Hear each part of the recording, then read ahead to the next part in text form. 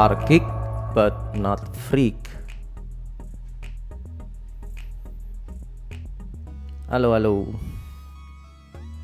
Berjumpa lagi dengan saya Sony di podcast Ngobrol IT Santuy di channel Geek but not freak. Udah lama nggak ketemu sama geeker, nggak cuap-cuap.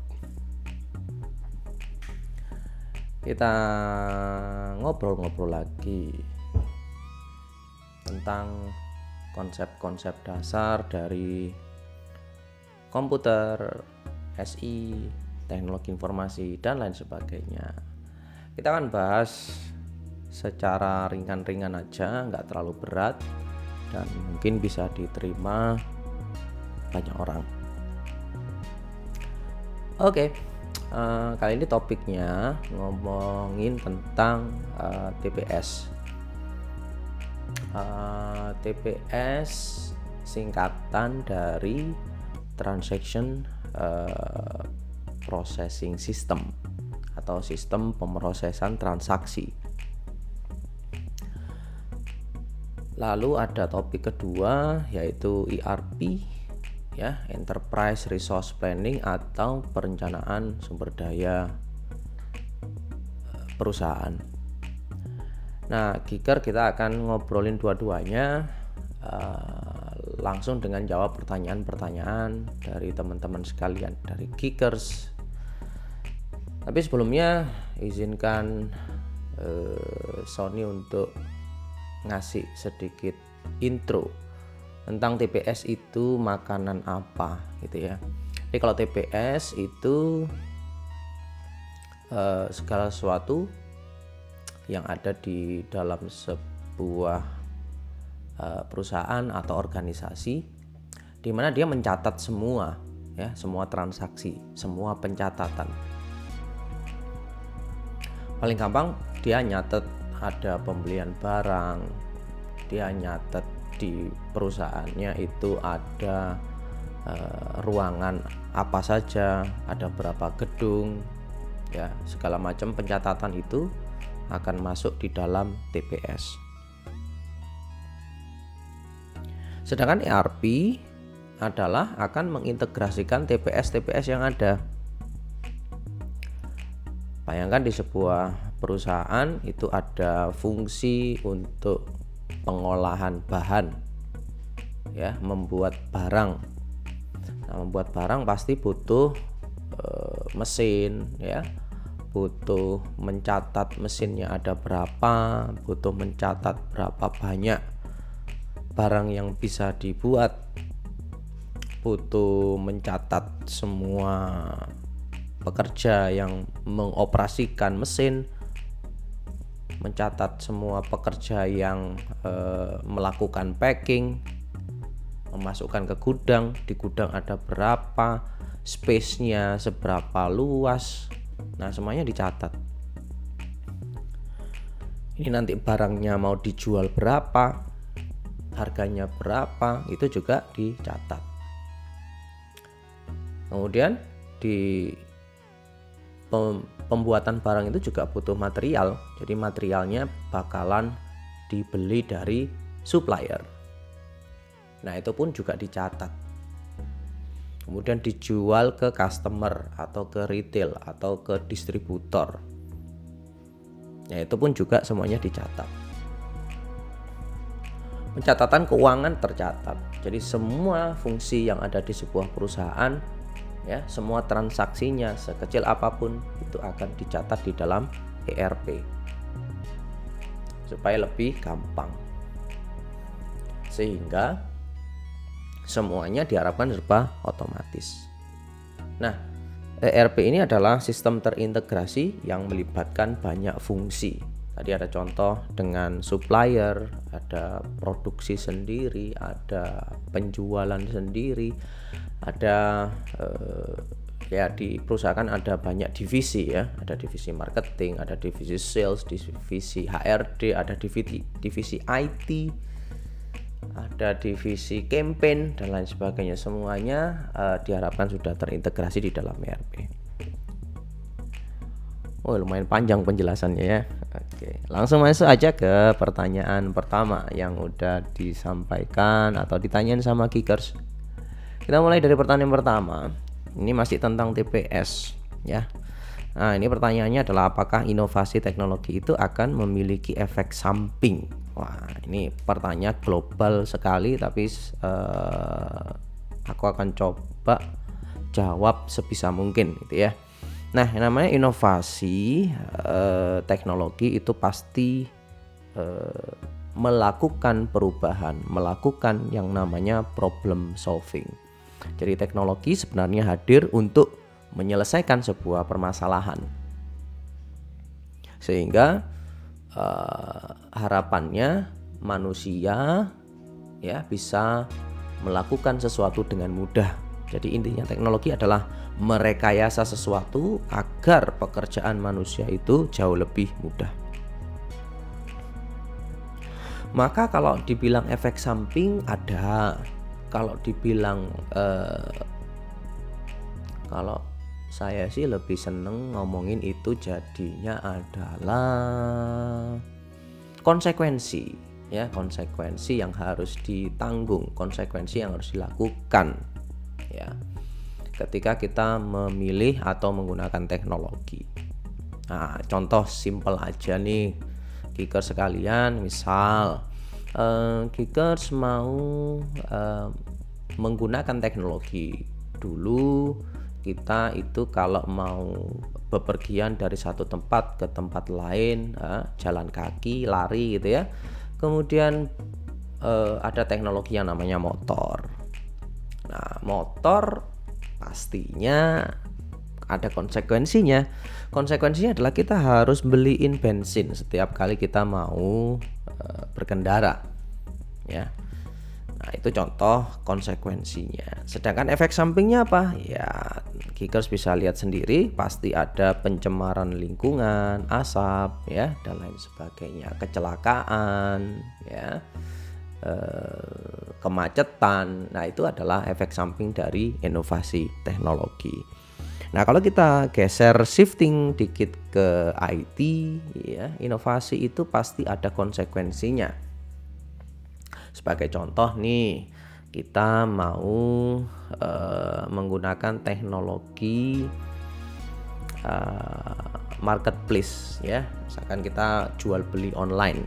Nah, jual beli online pastinya ada konsekuensinya nih. Konsekuensinya adalah teman-teman butuh internet. Nah, butuh internetnya harus memadai, itu konsekuensinya. Nah, kalau efek samping ini saya rasa juga sama di teknologi IT. Ada efek samping yang harus kita pahami bersama-sama. Sebagai contoh, kalau marketplace tadi itu ya, itu juga bisa menyebabkan orang itu konsumtif ya. Kita contohkan marketplace di mana memang kita tergoda untuk beli barang, kita tergoda karena ada voucher atau diskon, membuat orang semakin konsumtif. Kalau dulu belum adanya marketplace, kita emang kesulitan cari barang sehingga harus jauh-jauh ya, pergi ke sana kemari untuk mencari barang. Sekarang tidak. Nah, akan tetapi konsekuensi atau efek sampingnya ya kita konsumtif banget. Ya. Kita nggak pergi gitu ya, sehingga kita kurang gerak dan lain sebagainya. Nah, itu salah satu contoh inovasi itu pasti ada efek sampingnya dan juga ada konsekuensinya, karena Geekers harus ingat gitu ya, karena teknologi ini adalah buatan dari manusia. Karena buatan manusia pasti selalu memiliki efek samping. Nah, dengan adanya efek samping ini, maka pasti ada orang yang akan memikirkan solusinya bagaimana. Nah, sehingga nggak akan selesai nih yang namanya teknologi, nggak akan pernah selesai nih inovasi, karena inovasi satu akan menyebabkan atau men-trigger inovasi berikutnya. Keren sekali pertanyaannya. Yuk kita move on ke pertanyaan kedua, masih di Geek but not Freak. ngobrol IT santuy. Pertanyaan berikutnya adalah tentang aplikasi mobile. Ya, jika teman-teman lihat banyak aplikasi mobile itu bertebaran di mana-mana. Nah, pertanyaannya apakah semakin efektif untuk menyelesaikan masalah masyarakat gitu ya.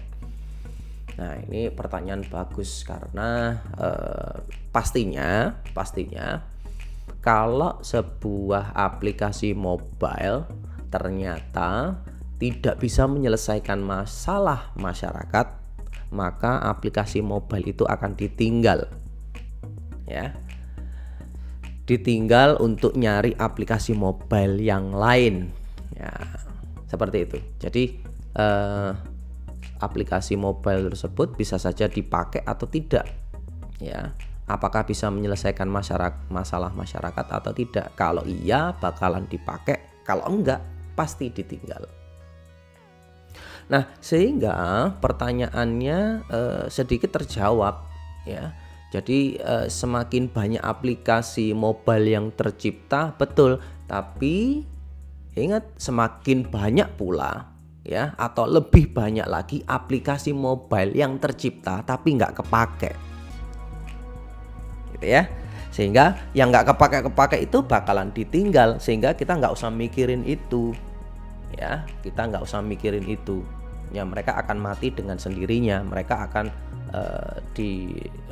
ditinggal. Ya, sebagai contoh, Kicker suka game nih. Kicker suka game main perang-perangan gitu ya. Nah, ternyata gamenya nge-lag ya, sering putus-putus, FPS-nya nggak bener, maka akan ditinggal dan akan install yang lebih bagus lagi ya. Nah, itu yang menyelesaikan masalah itu yang akan dipilih, sehingga santai saja masih banyak aplikasi yang tidak terpakai gitu ya.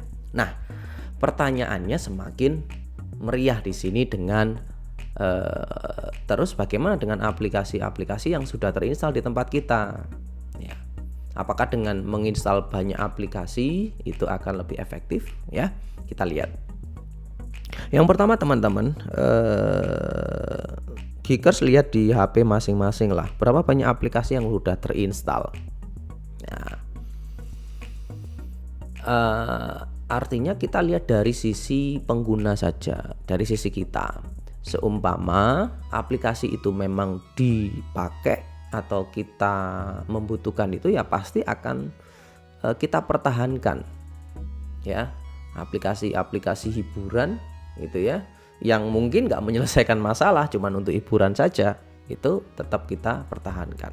Nah, kalau ada aplikasi-aplikasi yang misalkan aplikasi untuk kependudukan, aplikasi untuk jual beli online atau pemesanan tiket, itu kan memenuhi storage kita. Sehingga pertanyaannya akan saya arahkan ke sana. Apakah semakin efektif? Saya jawab iya, menurut saya akan efektif, karena setiap ada problem kemudian salah satu caranya, ingat ya, salah satu caranya adalah dengan membuatkan aplikasi mobilenya sehingga masalah tersebut terpecahkan. Nah, saking banyaknya aplikasi mungkin terjadi ketidakkonsistenan data ya, atau berkali-kali data itu dikirimkan dari satu tempat ke tempat yang lain. Maka kalau efektivitas akan menurun karena akan banyak aplikasi yang sebenarnya sama tapi kita install lagi, ya kan? Nah, nanti suatu saat saya yakin akan muncul inovasi bagaimana sebuah aplikasi itu jauh lebih fleksibel. Gitu ya. Salah satu contoh ini adalah, entah ini inovasi atau bukan, adalah merger sebuah marketplace, contohnya aja Toko Ijo gitu ya. Itu merger dengan salah satu ojek online gitu ya. Meskipun aplikasinya berbeda, akan tetapi mereka jadi satu solusi gitu ya. Mereka jadi satu solusi. Nah, bayangan saya nanti suatu saat aplikasi itu akan terintegrasi ya.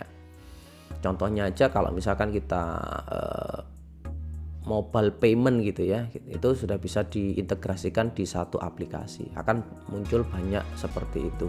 Jadi kita tidak usah install banyak, nanti akan digabungkan dalam aplikasi yang terintegrasi. Ya.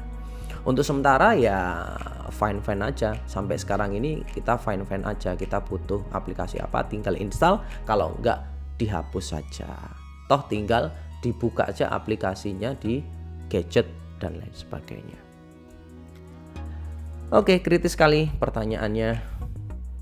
Lanjut yuk di pertanyaan kedua. Apakah sistem pemrosesan transaksi memiliki kelemahan yang dapat merugikan sebuah perusahaan? Wah, ini jelas ada potensi ketika ada kelemahan pasti merugikan ya. Setiap kelemahan pasti merugikan. Salah satu contohnya misalkan pemrosesan transaksinya itu dia tidak valid.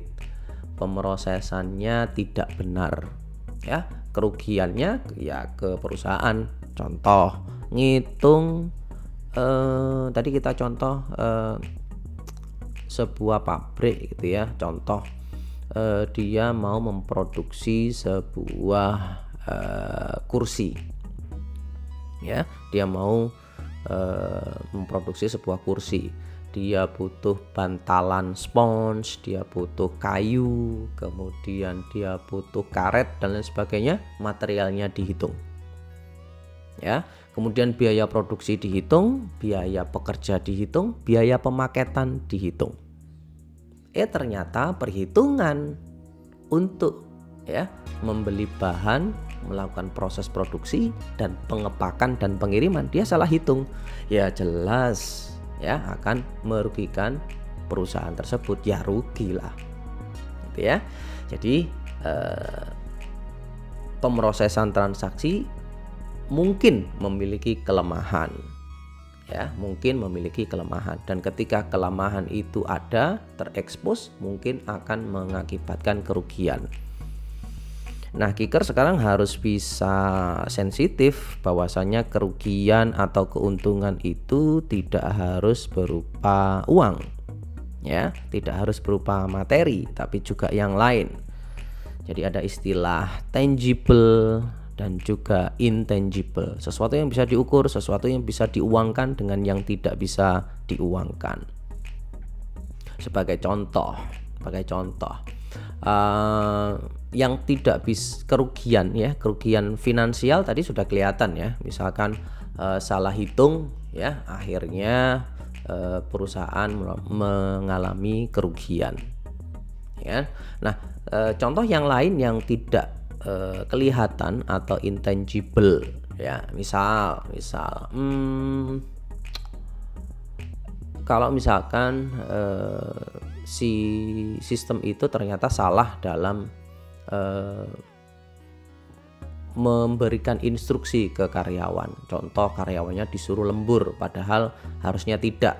Nah, ini kan salah catat atau salah perintah. Nah, si pekerja terlanjur untuk bekerja ya, tapi tidak dihitung ini sebagai sebuah lembur dan sebagainya. Jadi kerugiannya intangible, bisa marah ya, bisa melakukan demo, kesehatannya terganggu dan lain sebagainya. Oke. Thank you yang udah bertanya. Masih di Geek but not Freak, di pertanyaan berikutnya. Nah, ini ngomongin ERP sedikit gitu ya. ERP-nya tapi di sisi ini, kalau saya lihat pertanyaannya ke sisi pemerintah ya, ke sisi government. Kenapa data-data di Indonesia ini sulit untuk diintegrasikan ya? Oke, jadi misalkan ada satu aplikasi, terus ada aplikasi lain itu nggak nyambung ya. Sebagai contoh nih, mungkin Geekers pernah ngurus KTP gitu ya. Kemudian kalau ngurus apa lagi itu harus memasukkan data-data ya. Kemudian apalagi disuruh ngisi data lagi ya. Itu kan menyulitkan. Sehingga pertanyaannya kenapa itu tidak bisa diambil langsung dari data pusat? Harusnya kan ada data pusatnya. Oke, Geekers kalian bisa lihat bahwasanya perkembangan IT ini masif sekali dan biasanya dimulai dari yang kecil, ya. Nah, aplikasi sudah terlanjur banyak, masing-masing departemen, masing-masing kementerian itu membuat aplikasi sendiri di awal. Tidak didesain ya untuk melakukan integrasi. Maka yang terjadi adalah di kementerian ini dicatat, di kementerian itu dicatat, semuanya dicatat lagi, minta lagi dan sebagainya. Kadang juga tidak konsisten. Nah, problemnya ya jelas teman-teman sekalian Geekers, Indonesia ini gede banget gitu ya. Orangnya juga beragam. Ini harus disadari juga. Bukan berarti ini adalah sebuah pembenaran atau pembelaan. Karena memang luasnya wilayah Indonesia, kemudian infrastruktur yang tidak merata menyebabkan memang data itu sulit untuk diintegrasikan. Yang kedua, sistemnya sudah dibuat terlebih dahulu yang tidak terintegrasi. Tapi sekarang sudah berbenah kok, di Indonesia sudah mulai adanya data yang terintegrasi. Salah satunya kalau misalkan Geekers membuat sesuatu gitu ya, misalkan untuk kependudukan gitu ya, kependudukan, maka di kependudukan itu datanya sudah terintegrasi malah di pusat gitu ya, tidak di masing-masing kabupaten atau kota, sehingga data itu akan konsisten, data itu akan sama ya, bisa dipakai di masing-masing. Nah, salah satu contoh berikutnya adalah misalkan nih ini di sebuah kampus misalkan atau di sebuah sekolah. Ketika ada input mahasiswa baru atau siswa baru, maka kampus atau sekolah itu dapat melakukan verifikasi kebenaran data dari calon siswa atau mahasiswa baru ini dengan ngecek ke Dispenduk Capil gitu ya. Nah, ini salah satu contoh dimulainya data yang terintegrasi. Dan memang permasalahannya klasik sih kalau misalkan ada data yang sulit untuk diintegrasikan karena masing-masing kementerian itu tidak memiliki arah yang sama, jarang melakukan koordinasi. Ini juga kritik buat kita semua. Oke, thank you. Lanjut ke pertanyaan berikutnya. Untuk Geekers yang berikutnya adalah apa backup yang dimiliki perusahaan bila ERP terganggu? Ini mungkin backup plan ya, atau rencana plan B, rencana cadangan ketika ERP-nya terganggu. Contoh jaringan internet down. Oke, karena sudah ada contoh enak ya, saya bisa jawab dengan contoh pula. Nah, kalau internet down, pasti sebuah perusahaan punya backup internet.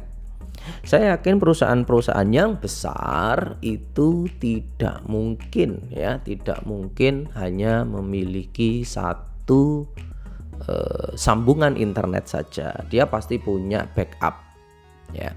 Jadi dia akan menyewa dua buah provider ya yang berbeda. Ya, ISP yang berbeda. Satu ISP utama misalkan ya dengan budget yang gede, kemudian satu lagi ISP dengan budget yang biasa karena hanya berupa backup. Sehingga ketika internet down, maka ada backup plan-nya. Jalur internetnya dipindah ke ISP berikutnya. Ya. Nah, itu salah satu contoh ketika pertanyaannya adalah jaringan internetnya down. Nah, bagaimana kalau misalkan ERP-nya down? Nah, ini juga pasti ada backup plan-nya masing-masing.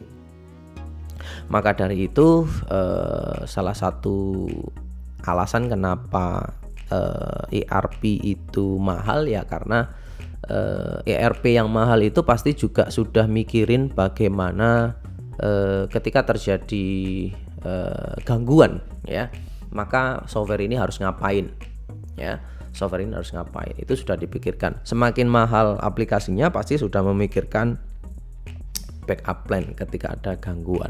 Nah, gangguannya macam-macam ya Geekers. Ini kebetulan contohnya adalah jaringannya down ya. Oke. Thank you banget untuk pertanyaan tentang internet down. Kita lanjut ke pertanyaan berikutnya. Nah, ERP ya itu sudah terkenal barang yang mahal ya, barang yang mahal. Sehingga pertanyaannya di sini dari Geekers adalah, apa sih yang membuat SAP itu begitu worth it bagi sebuah perusahaan dengan harga yang begitu mahal? Gitu ya. Nah, untuk menjawab pertanyaan ini saya ajak Geekers untuk ngelihat itu ya, perusahaan itu nggak mungkin akan melakukan investasi ya kalau misalkan dia tidak punya uang ya kan. Oke, jadi semahal apapun barang itu, kalau perusahaan bisa membeli, kenapa enggak ya nggak jauh-jauh lah di tempat kita. Mohon maaf ini contoh, mohon maaf, ada keluarga yang kekurangan itu ya, ada keluarga yang kekurangan untuk membeli jajan saja itu mungkin agak sulit ya. Membeli jajan, membelikan mainan itu mungkin sulit karena tidak punya dana, tidak punya uang. Akan tetapi bagi orang atau keluarga yang berkecukupan, membeli jajan, membeli mainan itu nothing. Bahkan bisa beli barang-barang mewah, bisa membeli barang-barang yang mungkin unfaedah gitu ya. Karena apa? Karena ada uangnya dan kebeli. Dia punya dana untuk itu, so what kalau dibeli gitu ya. Nah, itu pemikiran yang bisa kita terapkan di perusahaan. Ya, kalau perusahaannya mampu beli, kenapa enggak? Ya. Oke. Nah, kalau perusahaan tidak mampu untuk membeli gimana? Ya, solusi ERP ya itu macam-macam, tidak harus SAP ya, tidak harus sebut merek ini. Masih banyak software-software ERP lain yang mungkin harganya jauh di bawah SAP, dan itu juga sesuai dengan kebutuhan. Kalau perusahaannya masih startup, masih UMKM gitu ya, nah banyak juga software-software ERP yang harganya bersahabat atau bahkan murah atau bahkan free sama sekali gitu ya. Nah, balik ke pertanyaan utamanya adalah seberapa hebat sih SAP ini sehingga dia worth it untuk dibeli oleh perusahaan. Nah, Geekers kalau mau lihat sebenarnya di SAP itu cakupannya luas banget. Apa yang bisa dia lakukan itu banyak banget. Apa yang dia tawarkan itu banyak banget. Mulai dari hulu sampai hilir semuanya bisa diotomasikan. Semua pencatatannya bisa diotomasikan. Ya. Jadi kalau Geekers ngelihat sebuah perusahaan itu luas banget, gede banget, pasti pencatatannya banyak banget. Ya. Dan fungsi ya Geekers bisa lihat ya, di sebuah perusahaan itu ada divisi apa saja. Ada berapa orang yang diatur, berapa banyak karyawan. Gampang aja, perusahaan mungkin nggak karyawannya 1000. Nah, untuk ngatur bagaimana pendataan, bagaimana pembayaran, bagaimana penggajian 1000 karyawan itu akan jauh lebih mudah kalau menggunakan sistem, ya kan? Itu masih untuk penggajian, belum yang lain, fungsi-fungsi yang lain. Fungsi perusahaan itu banyak sekali. Ya, sudah saya sebutkan tadi, untuk supplier, untuk produksi sendiri, penyimpanan sendiri, di kantor juga ada dan lain sebagainya. Yang ribet adalah mostly di pencatatan keuangan. Sehingga kalau menggunakan ERP, bayangan saya sih perusahaan tinggal merem gitu ya, maka datanya akan otomatis. Datanya sudah terintegrasi dengan otomatis, datanya sudah teratur ya dengan rapi. Sehingga untuk membuat satu barang sudah kelihatan semua. Contoh tadi ya, kursi. Kalau kita mau bikin kursinya berapa banyak. Nah, itu tinggal dimasukkan saja. Kita akan membuat 1000 kursi. Nah, nanti software ERP akan ngasih tahu untuk menghasilkan 1000 kayu butuh waktu berapa lama, kemudian butuh orang berapa banyak, butuh material berapa banyak, nanti proses penyimpanan di gudang gimana, nanti proses penjualannya gimana, untungnya mau berapa. Wah, itu kompleks banget. Kalau teman-teman atau geekers ngelihatnya mungkin masih sederhana ya, tapi kalau dilihat secara detail, wah luar biasa sekali. Geekers bisa lihat kalau misalkan itu di sebuah perusahaan, di pabrik manufaktur, ya lihat aja berapa banyak pos yang ada di situ, berapa banyak gudang yang ada di situ. Pabrik itu tidak mungkin cuman satu, dan itu sudah bisa terintegrasikan oleh ERP. So dia akan mahal ya. Jadi mahalnya itu karena memang barangnya mampu untuk menyelesaikan permasalahan yang ada di sebuah perusahaan atau sebuah pabrik. Oke, thank you yang udah bertanya. Pertanyaan bagus berikutnya adalah, apakah di masa depan itu akan ada sistem yang lebih efisien dari ERP? Ya, yang namanya inovasi ya pasti akan ada lagi, misal nih ya, ERP dulu itu mungkin hanya sekedar menginput barang dan lain sebagainya gitu ya. Dulu masih ada MRP, manufacturing resource planning, kemudian berevolusi jadi ERP. ERP dulu pencatatannya mungkin masih sederhana. Sekarang dengan adanya misal barcode, QR code, nah itu kan juga semakin efisien, sehingga barang keluar, barang masuk tinggal dilakukan scanning di barcode ya. Naik lagi ada yang namanya teknologi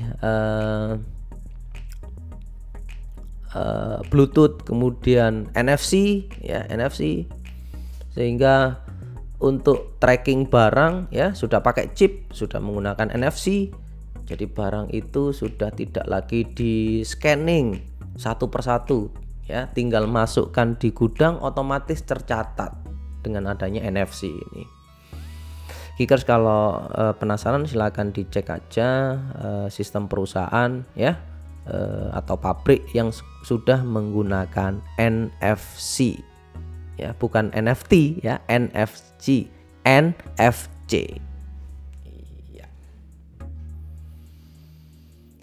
Nah, itu salah satu contoh. Kemudian adanya IoT yang lain, pengiriman lebih efisien ya. Sekarang sudah banyak robot. Wah, jadi ERP juga mungkin bisa disandingkan dengan robotik gitu ya. Sehingga untuk memasukkan ke gudang ya, tinggal pencet di software ERP-nya, nanti otomatis robot-robot itu akan bekerja ngambilin barang masukin ke gudang. Ya. Kalau perlu suatu saat dikirimkan secara otomatis langsung ke customer barang-barang itu. Ya. Jadi yakin akan ada sistem yang memperbaiki ERP atau meningkatkan value dari ERP, meningkatkan fungsi dari ERP. Oke, kita lanjut ke pertanyaan terakhir. Pertanyaannya adalah, pada kondisi apa ERP tidak cocok diterapkan pada sebuah perusahaan? Ya, kondisi apa ya? Kondisi di mana ERP itu nggak cocok. Tidak menjawab pertanyaan. Oke, jadi gini, geekers. Software ERP itu rata-rata dibuat secara global, dibuat secara general. ya, tidak bisa sesuai langsung dengan kondisi perusahaan.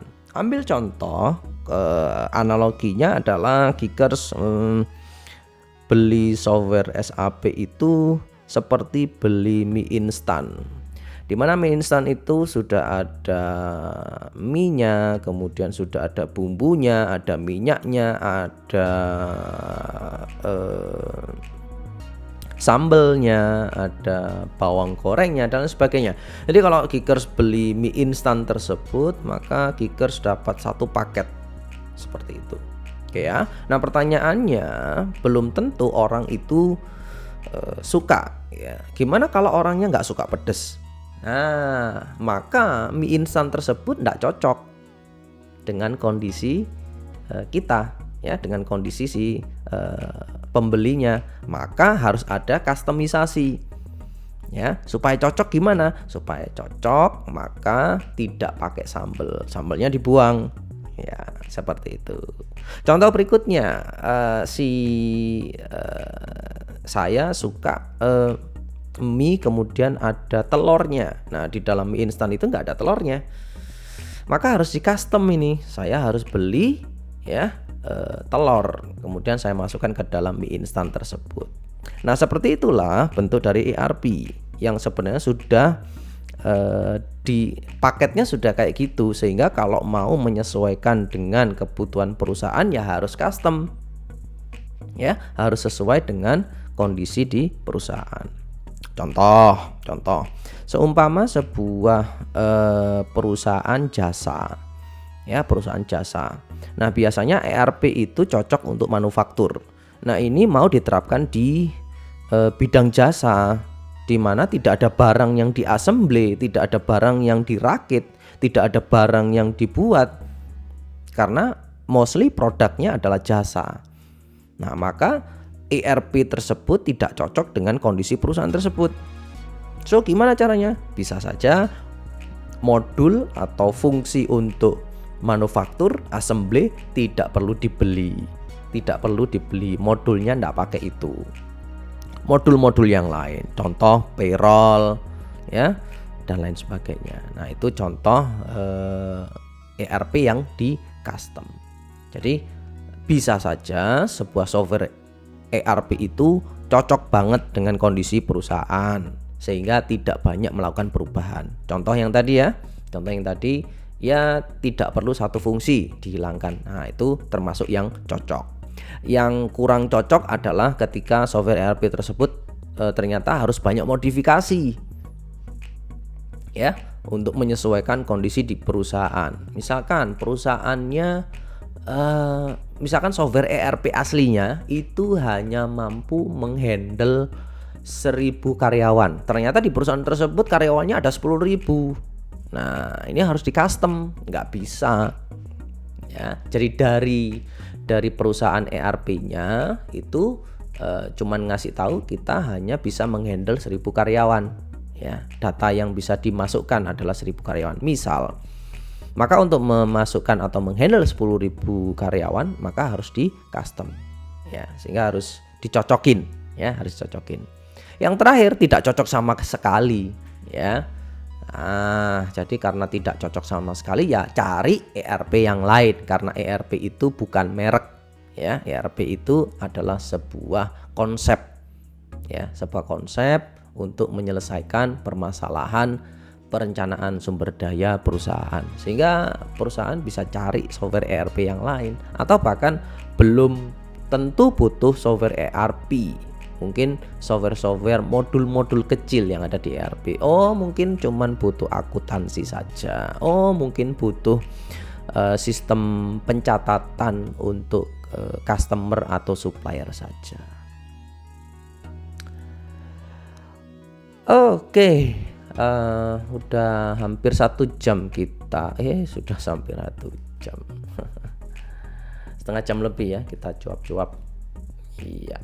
Terima kasih udah yang mengajukan pertanyaan. Kita bakalan ketemu lagi di lain kesempatan. Semoga Kickers dalam kondisi yang sehat selalu.